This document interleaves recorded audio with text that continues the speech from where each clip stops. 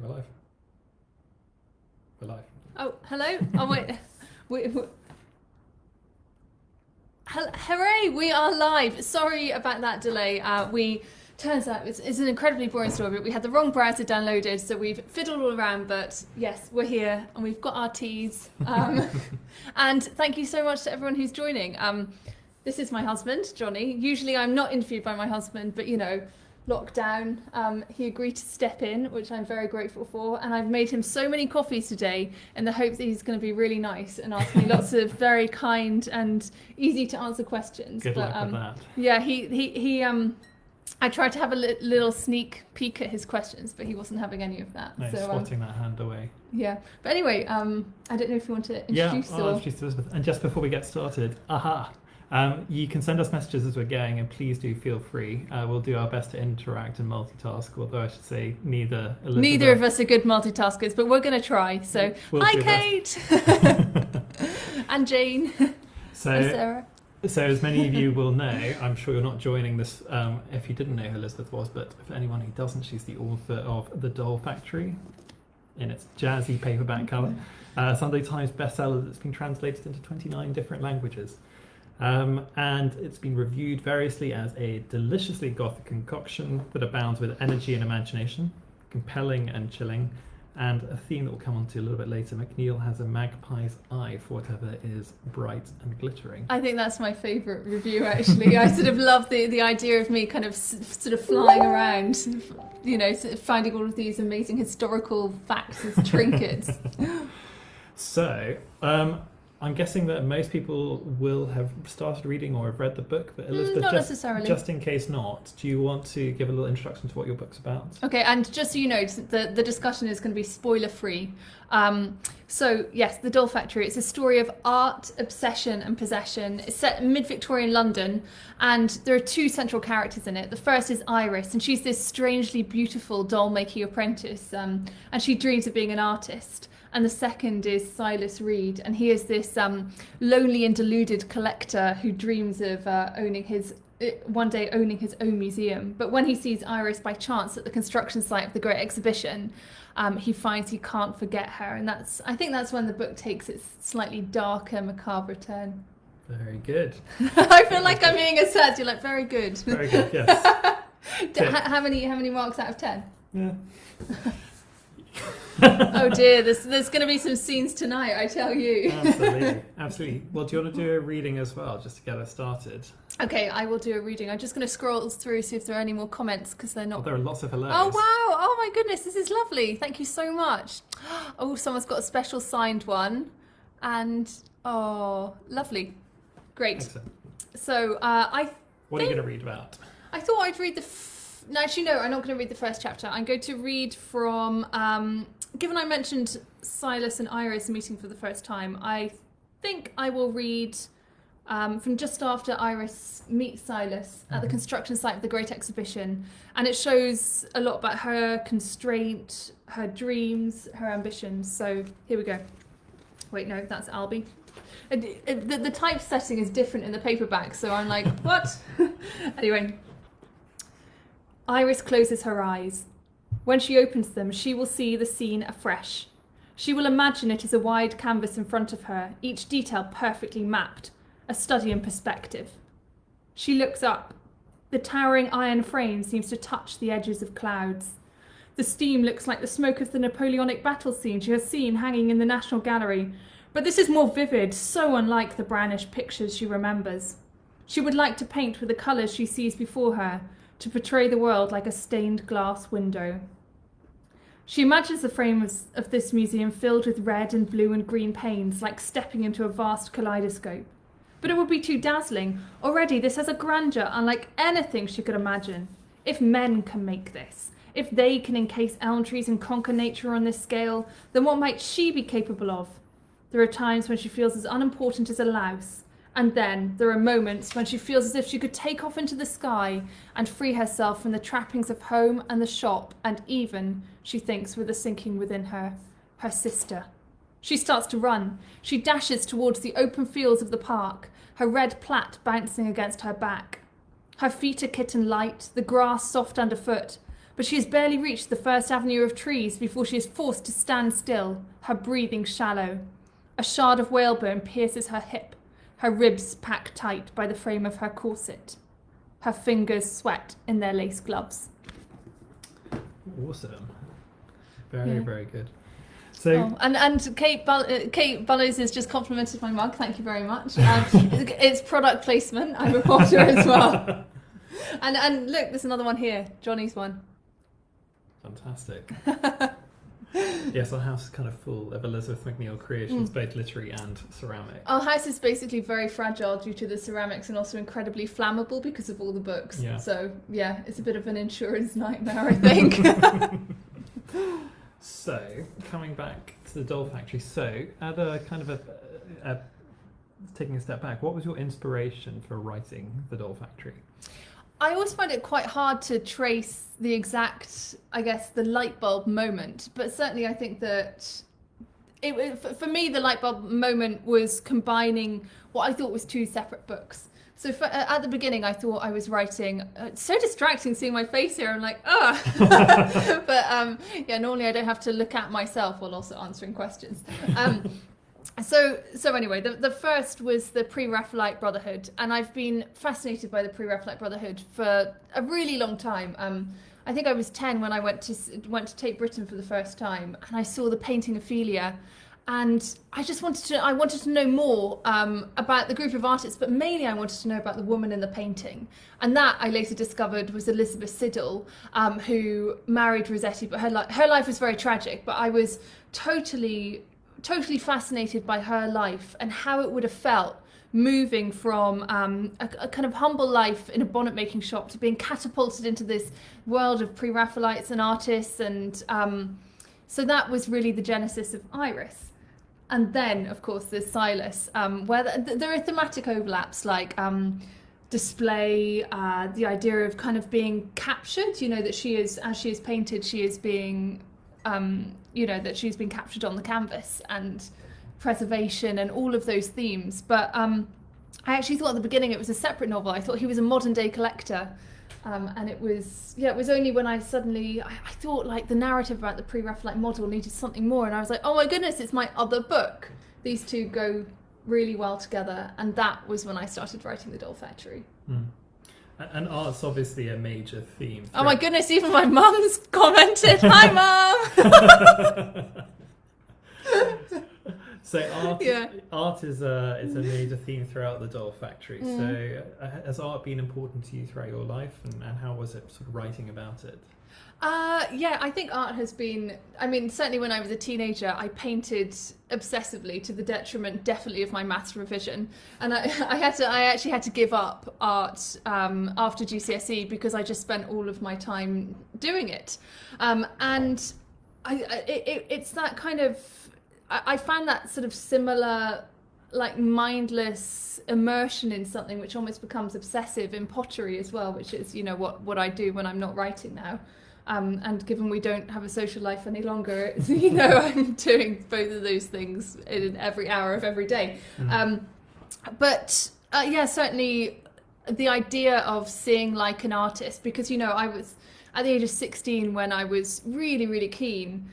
I think of myself sort of at a similar stage to Iris when she finds herself kind of learning to paint from Louis. She swaps modelling for painting classes.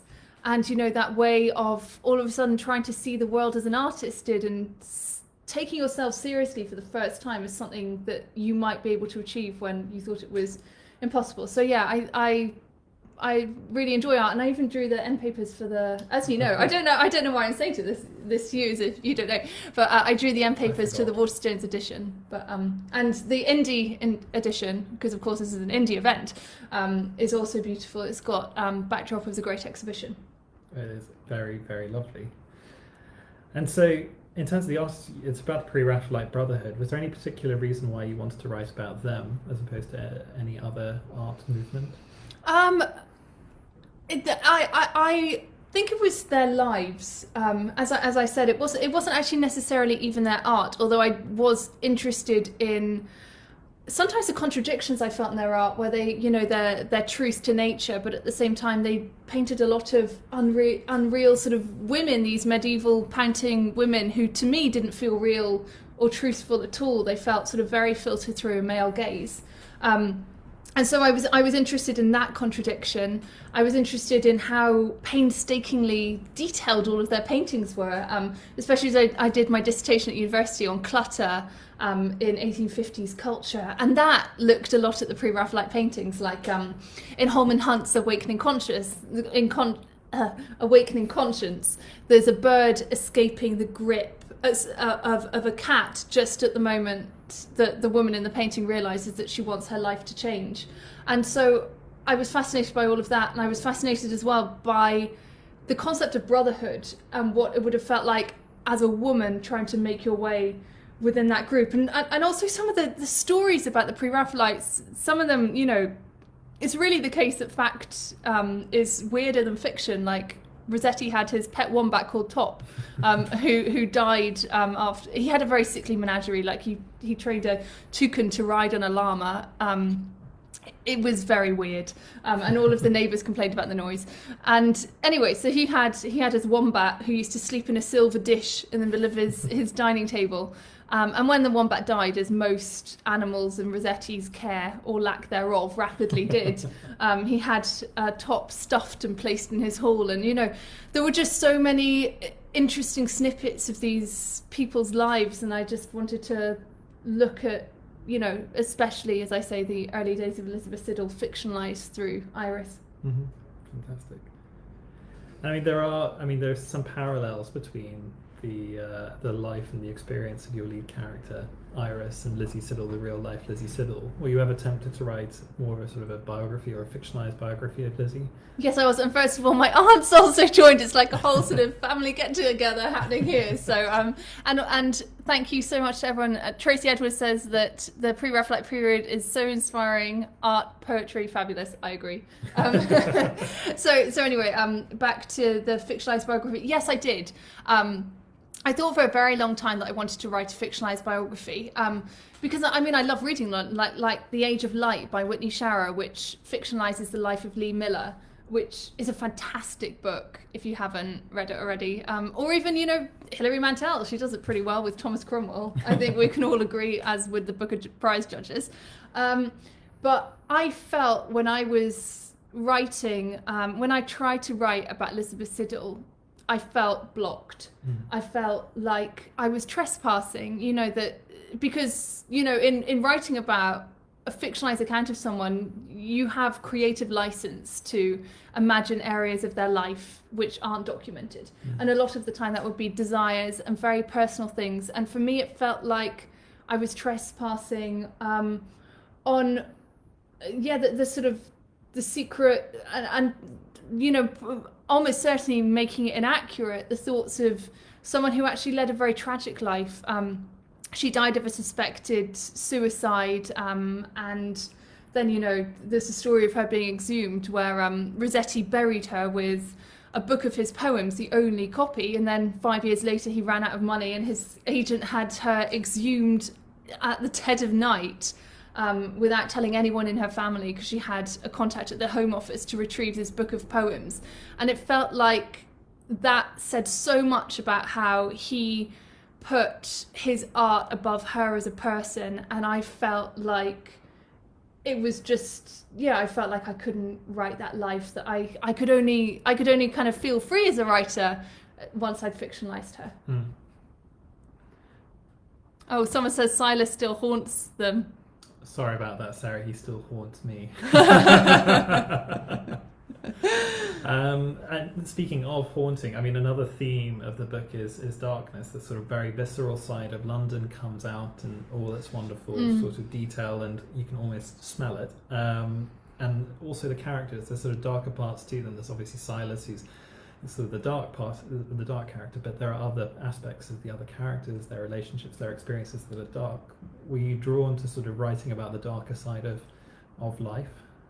I don't know that I was. I think I do have a macabre imagination. I mean, my mum's on this chat, so I can basically blame her for that, and the bedtime stories that she read me, you know, Saki about girls being eaten by wolves, so I am definitely drawn to the dark, but also I wanted to write a book which spanned light as well. I didn't want to just write a sort of a bleak narrative. I wanted to represent all sorts of areas of life, and even the very stratified. The book, everyone's from a different level, like Louis in this genteel artist quarter, and Iris, who's a shop girl, and Albie, who's this toothless street urchin. And so I kind of wanted to look at all areas of life, and I wanted to look at it sort of sure, Silas is a dark and lowly character, but there are moments of real joy and excitement in his life. And Iris, when her dreams are exploding all around her when she moves to Colville Place and becomes an artist for the first time, learning from Louis. Oh, someone has asked a question, Rachel Baldwin. I can't answer questions at the moment because I'm appalling at multitasking, but at the end I will answer your questions. So excellent. So yes, please, if you've got any questions, please do start writing them up. We'll take a tally at the end. And Emma Caulfield Waters said that she visited the grave. She owns Bookish. And she said she visited the grave in Highgate after reading The Doll Factory. Fascinating. Yeah, it's incredible. Yeah.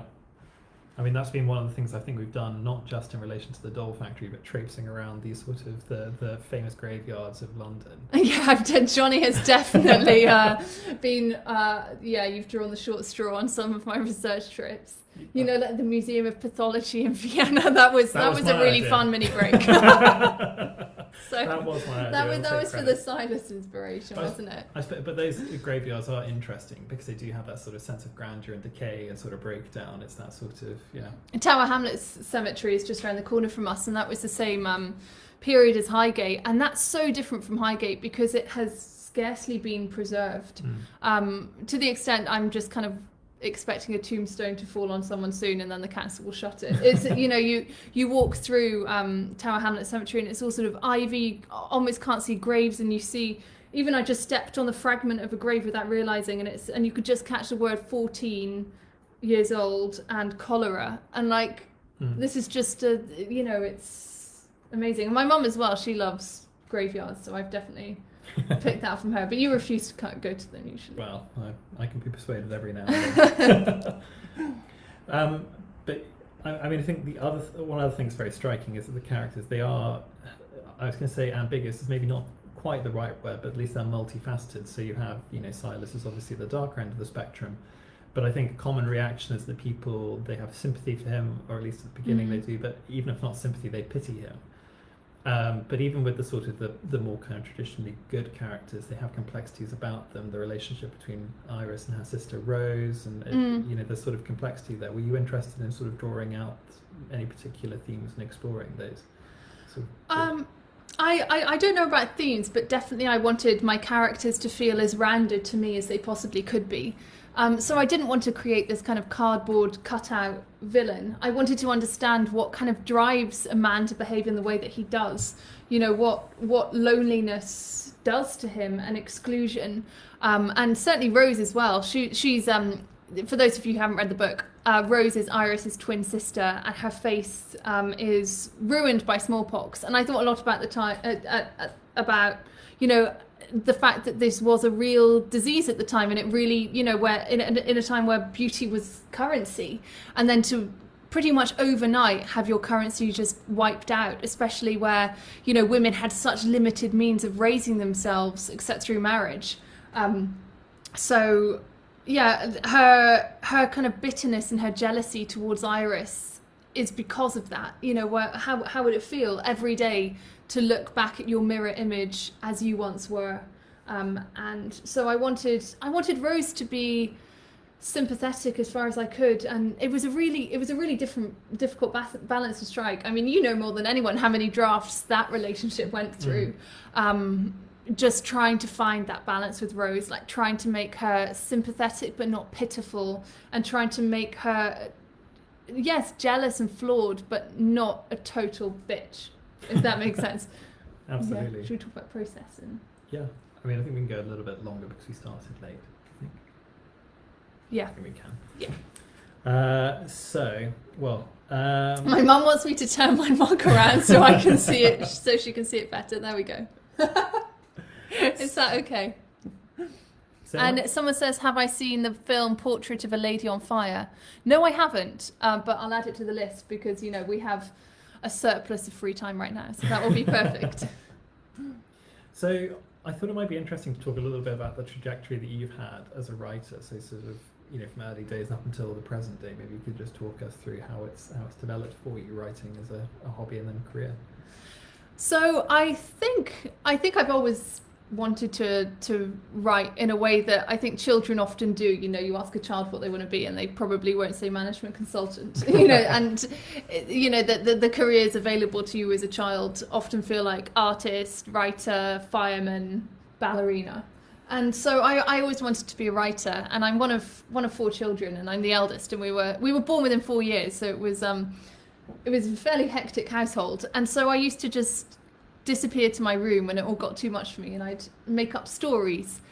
And I just loved that quiet peace of kind of living with my imaginary characters, and I never really grew out of that, I suppose. And then when I went to university, I started to take writing a lot more seriously, and I started to think, actually maybe I could be a writer, maybe I could make it as a novelist. And I decided to throw as much as I could at it, while also, having to live. So I got an office job, and I got up at 5 a.m. every day for, how many years? About 2 or 3. About 8 years.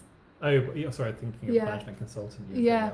And Johnny credits the fact he got a distinction in his law degree because of me, because I kicked him out of our house every day at 5 so that I could go to the cafe to write. And in the doll factory, in the early scenes, Iris, she is painting in the cellar of the doll making shop, and for her this is this moment of total creativity where she's doing what she wants to do more than anything else in the world, and that is what is important to her and what she really dreams of. And that for me was a crappy little cafe near Bank, which was open from 6, and I just sit there and I would write before work began. And in that time, as I got 2 novels rejected by publishers, which I was learning. And looking back now, every writer seems to have a failed novel story, and looking back I now see it as part of the process. But at the time I wasn't sure if it was part of the process or just that I wasn't good enough and I wouldn't ever be good enough. So it's difficult when you're in it to ever know if you'll get out of it. But after the second novel rejection came through, I remember saying, I might give up writing. And you were always incredibly encouraging, as was my family. And I remember there was this moment of clarity where I suddenly realised that the only way to guarantee I'll never make it as a writer is if I never write another book. And that was about a year before I started writing The Doll Factory. And you went on to do the Masters in Creative Writing at UEA. How did you find that as an experience? Oh, the UEA Masters was incredible. Because before, as I say, it had just been me at 5 a.m, and I sort of wonder why the work I was doing wasn't getting published when, I can't even send a text at 5 a.m. But no, UEA was the first time I'd been surrounded by other writers, and I called myself a writer for the first time, even though I still felt a bit like a fraud. But it was a year of complete creativity and the freedom to make mistakes. And that was what I loved about it, because what I was writing there, I wasn't writing with the aim of getting published. I was writing with the aim of improving. And so some of my work that year was pretty bad, but I tried to write a short story for every workshop rather than working on the same piece, basically so I could make as many mistakes as I could and then learn from them. And I made so many mistakes, and some of my marks were brilliant and some of my marks weren't, but it didn't matter about the marks. It was just kind of a process. And Sarah Moss, she referred to, she teaches at Warwick. And anyway, she referred to the creative writing program as an incubator. And that's really how I saw it, that I wasn't ready to go out into the world with what I was writing, but I was sort of just in this protective environment and learning. And some people have written... Oh, great. Yeah, someone says it's really valuable to hear how long it took you to write the book. It feels incredibly well crafted, and the ending is one of the best I've ever read. Oh my gosh, that's amazing. Thank you so much, Carrie. That's made my evening. And there are a couple more questions, but if you could just copy paste and put at the end when we're ready for questions. We can scroll through. Oh, we can scroll. Actually, we'll scroll through. It's fine. just I'm, as I say, terrible at multitasking. I'll do the questions, but do keep them coming. Keep them coming. The question master will. Yeah, absolutely. Laying down the law. Right. I mean, so after you came out of UEA, you had the Doll Factories and Nucleus, and then you wrote it, and then, I mean, ultimately, you went through the submission process. My feeling, or my recollection at that time, is that things sort of happened over a reasonably long period of time, quite slowly. Then all of a sudden, at the very end, everything happened almost in a rush. Yeah. I don't know how you remember it, but that was sort of my impression. It was such a rush, having wanted to write seriously, having written seriously for 10 years, having had 2 novels turned down, and both times those novels were turned down, it was a waiting game of about, the first rejections took about 3 months to arrive, and it was about a year after each went on submission that I had the final no's through.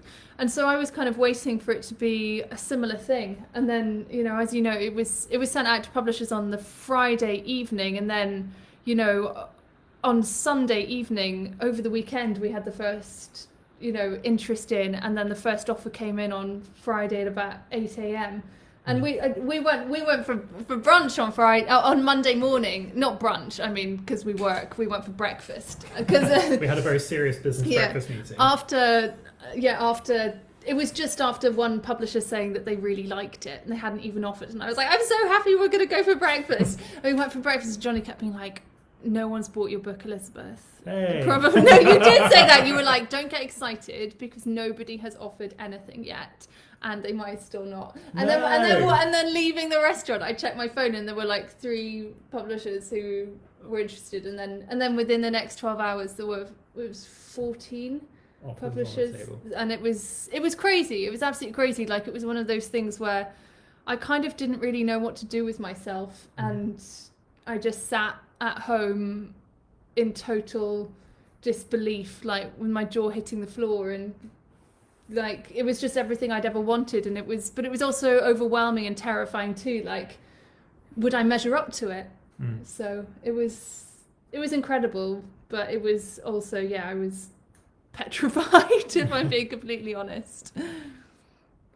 And so I think we've probably got maybe one more question before we open it up. Yeah. But maybe we could talk about book 2. Book 2, What's yes. happening on book 2 front?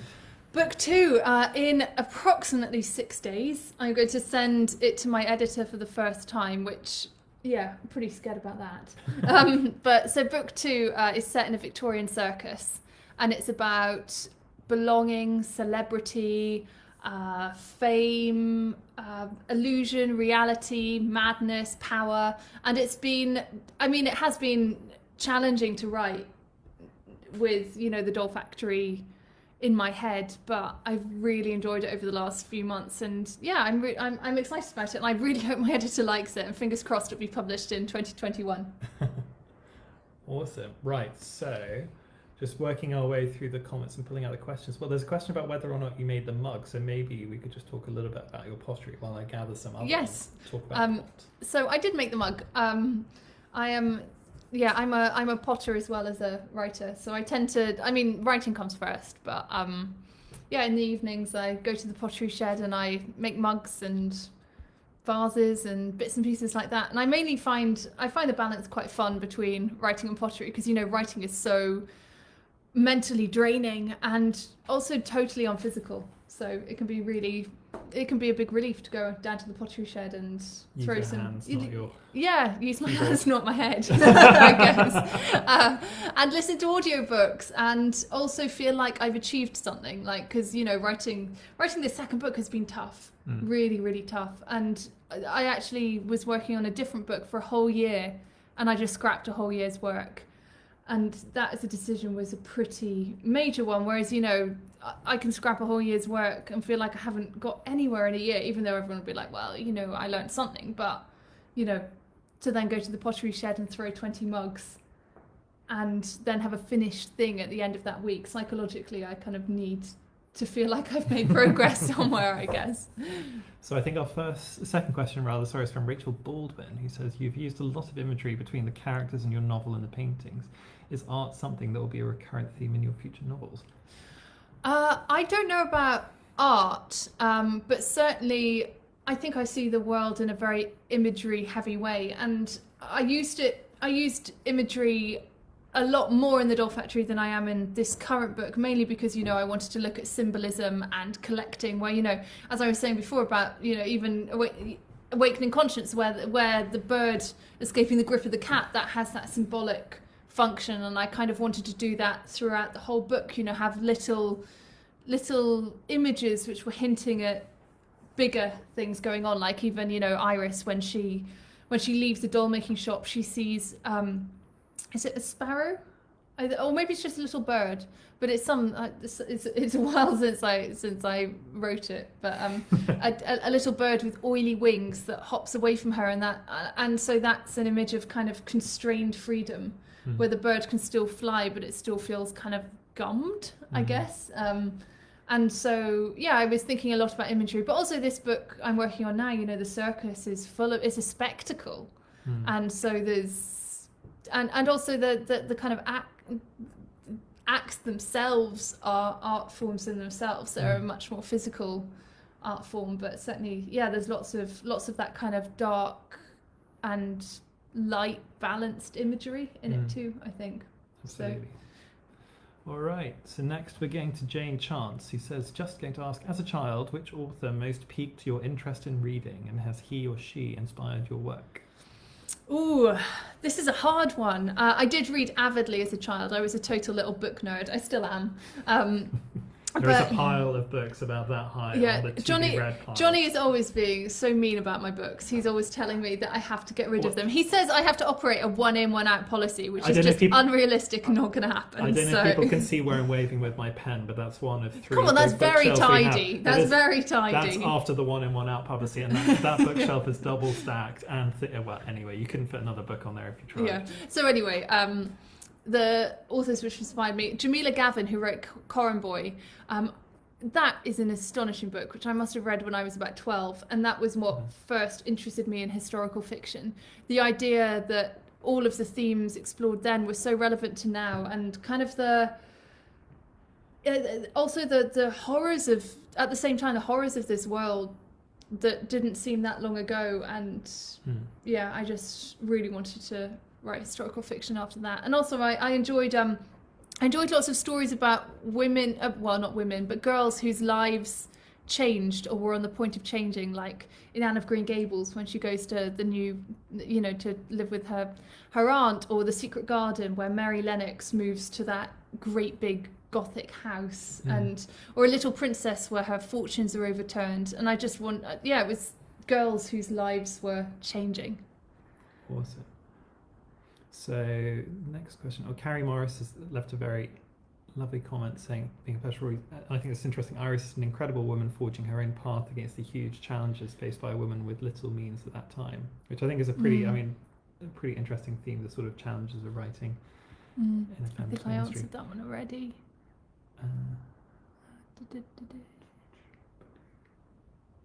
Oh, someone says book 2 sounds great. Thank you. Thank you, Tracy.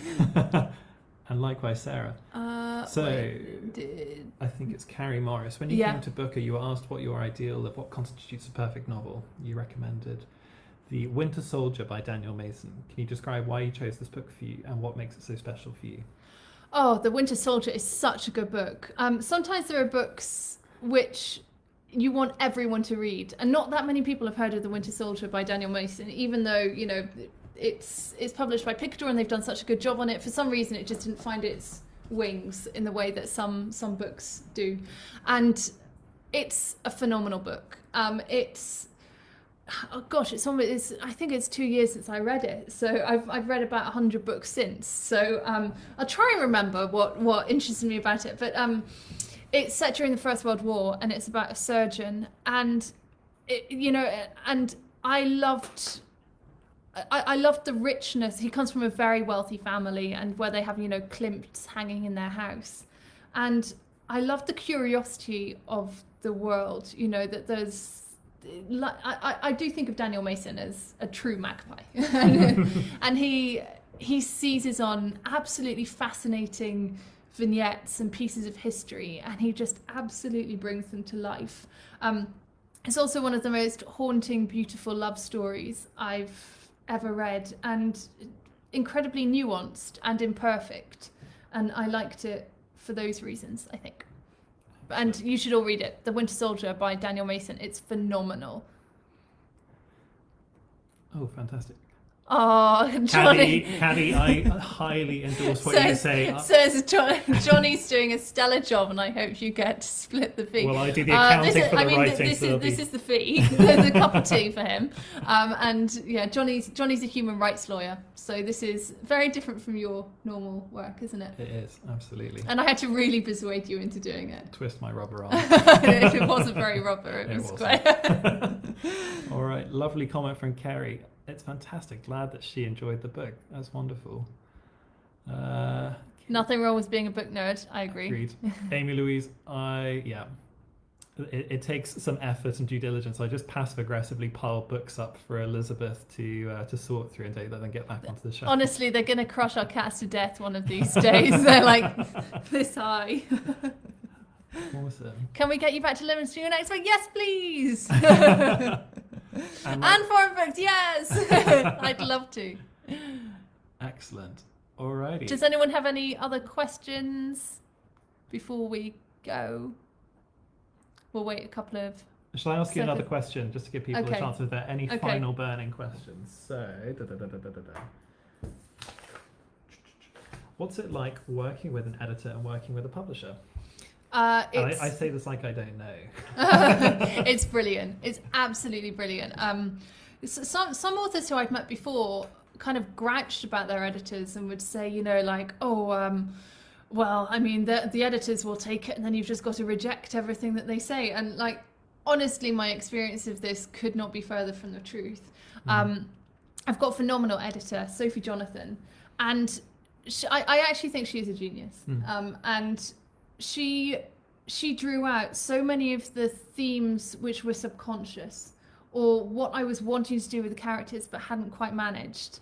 And she just did it so sensitively and so brilliantly. And I think I took on every single one of her suggestions, not because I'm a pushover, but because I felt that she really understood what I was trying to do, and everything really enhanced it. So it's been a real joy. And also, you know, writing is so solitary, and I find it a real relief to be at the stage where you can collaborate. I mean, in a week's time, I just can't wait to be able to discuss it with someone else and to be able to work with someone else on it. Because writing up until this point, you're pretty much on your own. Yeah. So I listened to a podcast with Phoebe Waller-Bridge, and she was talking about, you know, when she was writing Fleabag, and she had her narrative director or something like that, or her storytelling consultant, and I was like, where am I? Like, you know, I'm on my own until the editorial phase. But you know, I think maybe it's quite different in screenwriting, where, you know, to write a book as an author, you have to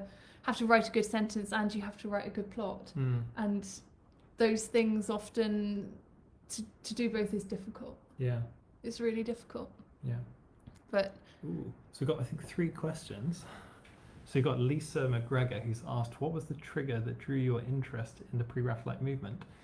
It was the painting Ophelia, I think, and wanting to understand about Lizzie Siddal. And that painting itself, you know, all of the stories around a painting which is in itself telling the story of Ophelia drowning, you know, is full of so many stories as well. You know, that, you know, Lizzie Siddal nearly died when she was modelling for it because the oil lamps underneath the bath were extinguished and she didn't say anything and the bath just got incredibly cold. Or, you know, Millais, he painted the scenery on the banks of the Hogsmeade River, and every day he was buffeted by high winds, and he said that, you know, they were so strong that he nearly ended up like the drowned Ophelia himself. And he was assaulted by horseflies, and he said that they were more muscular than the horseflies in London. He was sued by a farmer for trespassing for walking on his hay. He also had to pay Lizzie Siddal's father 50 quid to cover her doctor's bills.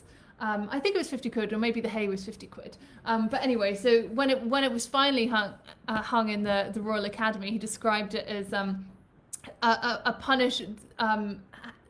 greater punishment to a criminal than hanging is the act of creating that painting. So. So we've got Arabella, who's saying, just wondering, do you have an idea of what your next book will be? Yes, Victorian Circus. And which I'm really looking forward to sharing and having out there, hopefully.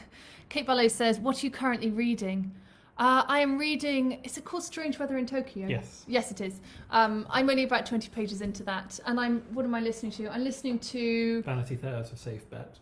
Vanity Fair. No, I'm not listening. Well, I'm often listening to Vanity Fair, but at the moment I'm listening to The Lost Pianos of Siberia and Anna Karenina. Yeah, the two of us listening to Anna Karenina when I'm out in the pottery shed with Elizabeth, helping her along, or throwing some very ugly pots myself. Yeah, I'm training Johnny up to be my apprentice. So no, Johnny, don't swear on this. But yeah, he's slave. Not slave. No, apprentice. Yeah. Anyway. The Potter's Apprentice, it could be the third book. Anyway, I think that's everything. I think, we've done all the questions. Yeah. Just checking. Cool. But, thank you so much to everyone who's listened in, and thank you for cheering up our lockdown. Yeah, it's been absolutely wonderful. It feels like we've spoken to you guys, even though we kind of have still been speaking to each other, but it was, I'm so touched that people, gave up their evenings to listen to me natter away. But and thank you for everyone who said lovely comments about the book, and I hope you enjoy it for those who haven't already. And also, most importantly, mega thanks to the bookshops who've organised this event. So support your indie. Yeah, Bookish, Book a Bookshop, Lingham's and Foreign Books. So thank you guys. You guys rule. Awesome. All right. Yeah. Right. We just need to work out how to end this I think that's Facebook Live. All right. Okay. Thanks bye. so much, guys. Bye.